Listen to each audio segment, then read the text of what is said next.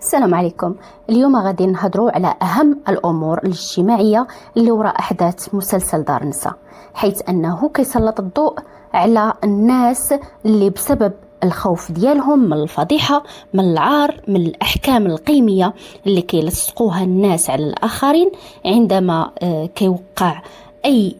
حدث مخالف لمعايير المجتمع، مخالف لثقافة المجتمع المتعارف عليها. بسبب هذا الخوف كيعيشوا معاناة كبيرة طول حياتهم، واللي كان ممكن أنهم يتفادوها بتحمل المسؤولية ديالهم تجاه الخطأ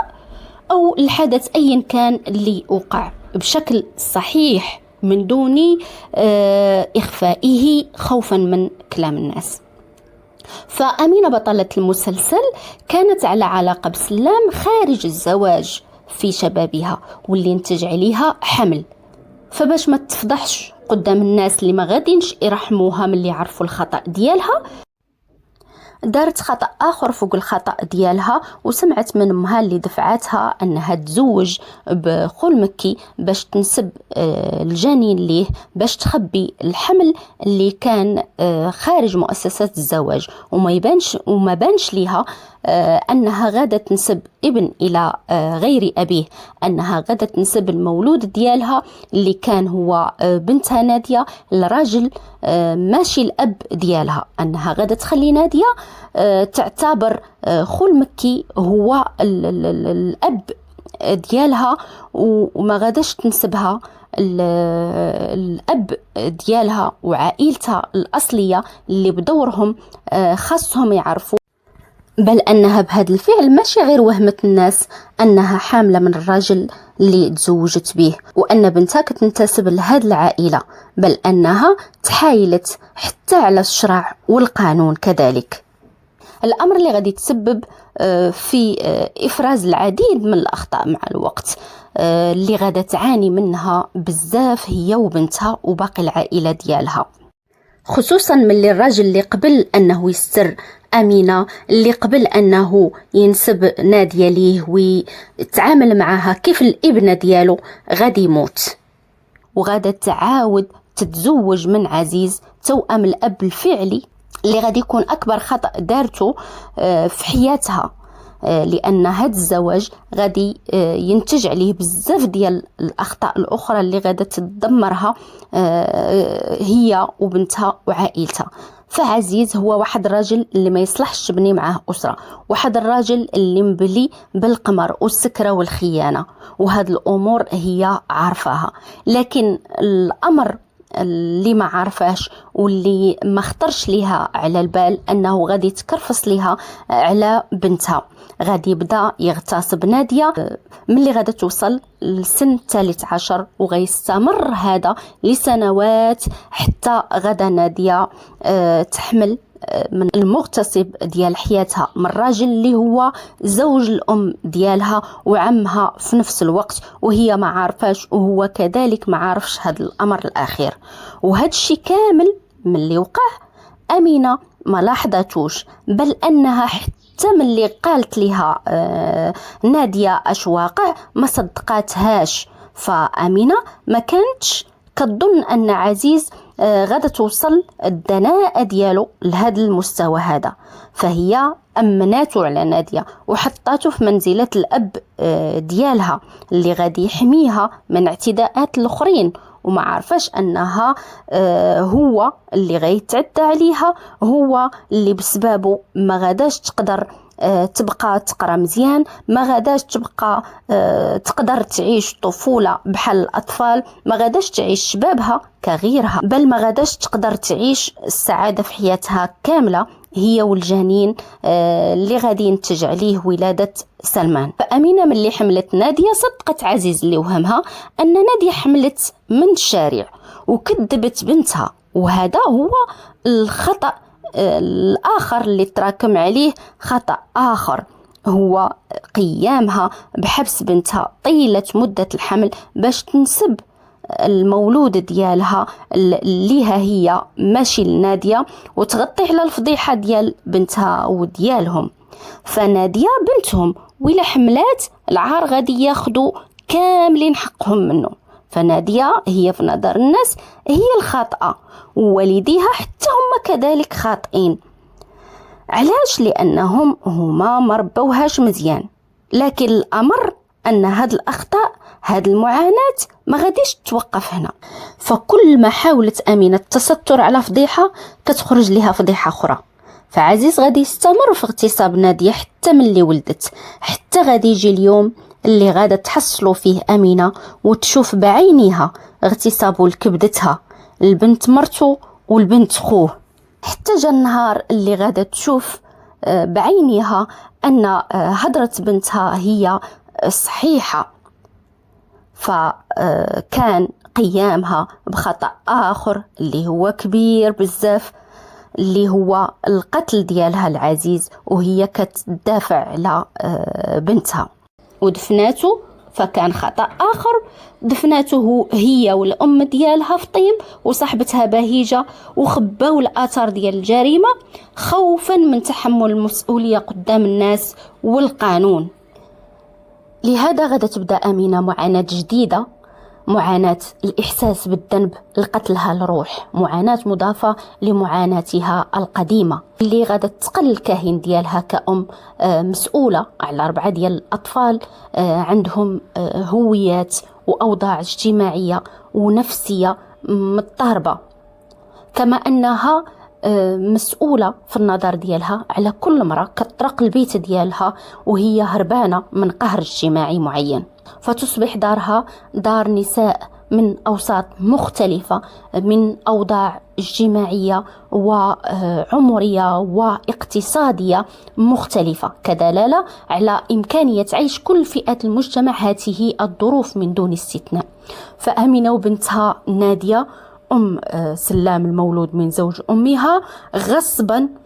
اللي عاشت طفولة سيئة جدا، ما خلاتهاش تعيش بسعادة، ما خلاتهاش حتى من اللي غيرت الظروف ديالها من اللي مشات لإسبانيا، الأمر اللي خلاها ترجع مرة أخرى عند الأم ديالها. وأم أمينة في الطون اللي ما عندهاش حل إلا أنها تكمل مساعدتها لبنتها الوحيدة وتستر معها الفضائح ديالها على قد ما تقدر.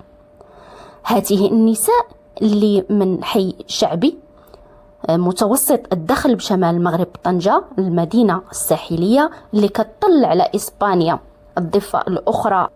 اللي كتمثل كتير أنها الجنة اللي كيتمناو يهربوا لها من ظروفهم القاسية.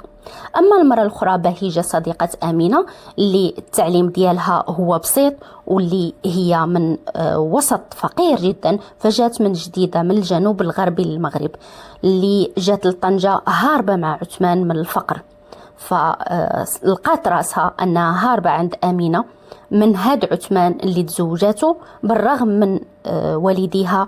متوهمة أنها هو فارس الأحلام اللي غادي يخرجها من الفقر. فكان مصيرها أنه تعامل معها كملك من ممتلكاته، فلقات راسها كتعيش أسوأ مما كانت تعيش مع رجل متغطرس يشتغل بالممنوعات. أفقدها الأمان اللي كان عندها من اللي كانت تعيش مع والديها في الفقر، ومن اللي حاولت تخرج من الحياة اللي دخلت ليها وتهرب من الخطأ اللي وقعت فيه بطلبها الطلاق، كان الثمن أنه تسبب لها عثمان بالسجن 2 باش ما تعاودش مرة أخرى تبعد عليه، ما تحاولش تخرج من إطار الأشياء اللي كيملكها. فكان الحل ديال بهيجة هو الاحتماء بأمينة، المرأة اللي قواها الزمان، اللي قواتها قسوة الحياة. كما أن دار أمينة كتحتوي واحد الضيفة جديدة اللي جات وهي هربانة من والدها لأنها حاملة كذلك، اللي هي كنزة اللي كتمثل الشابة المتعلمة اللي جات من واحد الوسط غني وواحد المدينة كبرى اللي هي البيضاء، اللي قدرت أنها تدير اللي ما دارتوش أمينة، قدرت أنها تهرب من الأم ديالها وترفض الخضوع للأمر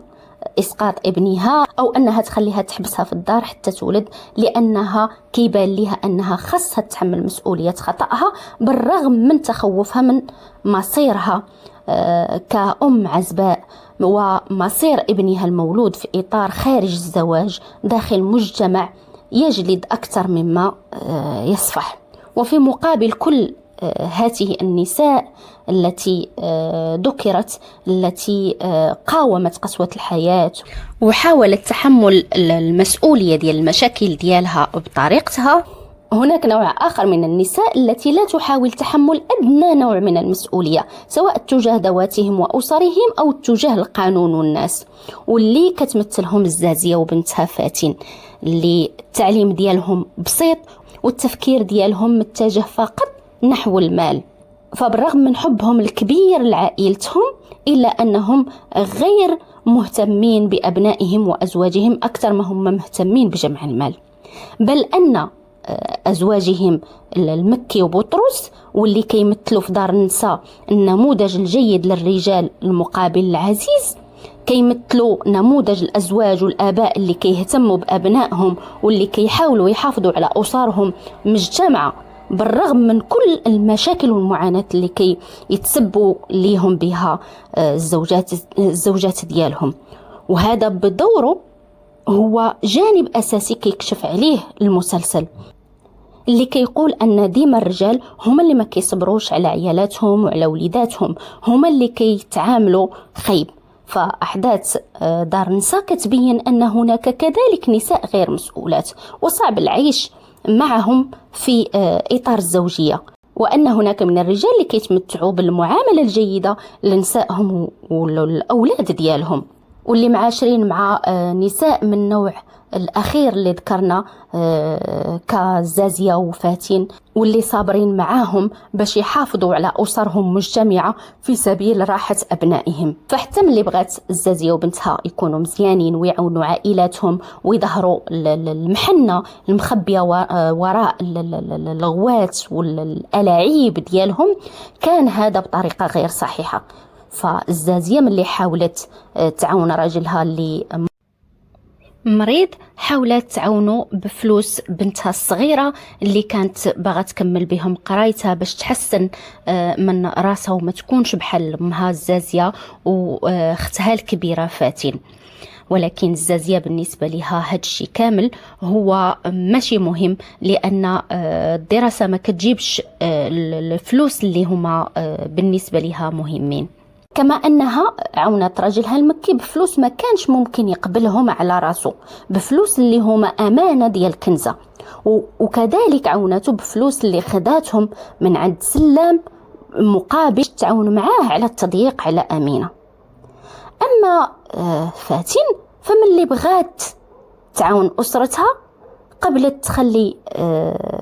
سلام عم الزوج ديالها اللي ما عمرو جا عندهم أنه يدفع مصاريف الدراسة ديال ابنها، وتعطي لبطرس من الفلوس ديالها باش تبين ليه راها كتعاون معاه، وهي هدفها أنها تخليه يخليها تخدم في وسائل التواصل الاجتماعي اللي كتبقى طول اليوم فيها على المباشر كتنشر جانب حياتها وحياة أسرتها الخاص الجميل، اللي كيوهم العديد من المقبلين على هذا النوع من المحتوى أن هناك من الناس من يعيش حياة الرفاهية، واحد الحياة وردية، حياة كلها حب، حياة كلها سعادة، كلها جمال، حياة كلها راحة، وهذا على خلاف الواقع، وهذا هو اللي ما قبلش به بطرس أبدا.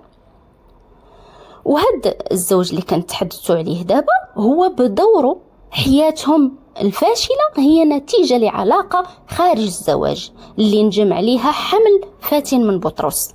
الأمر اللي كيوضح أن دار النساء كتعرك على النتائج الوخيمة ديال عدم تحمل المسؤولية خوفا من أحكام الناس وديال إقامة علاقات خارج إطار الزواج.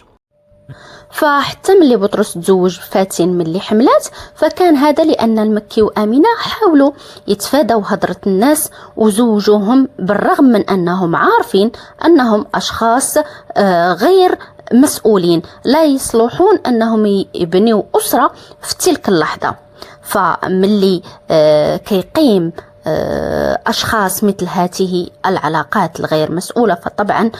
هو غير مسؤول، الأمر اللي كيتسبب في طلاقهم السريع. أما رجوعهم كزوجين فكان ملي بطرس حس بالمسؤولية تجاه الابن ديالو، خصوصا ملي تلف بسبب إهمال فاتن ليه وانشغالها بجمع المال. ملي بطرس بان ليه انه ضروري خاصو يرجع فاتن ويصبر معها باش يعيش مع ولده ويهتم به ما امكن ويحميه من الاهمال ديال الام اللي باغا تستغله في تصوير اللايفات وتستعطف به قلوب الكثير من الناس باش تجمع اكبر مشاهده. وبهذا نكون قد تطرقنا لأهم الأمور اللي كشف عليها مسلسل دار نساء باختصار ما أمكن، وإن كان من الصعب الإلمام بكل جوانب الموضوع والإلمام بكل الظواهر المجتمعية اللي ذكرت في طيات هذه الأحداث. وأخيرا كنقول لكم مع السلامة إلى موضوع لاحق.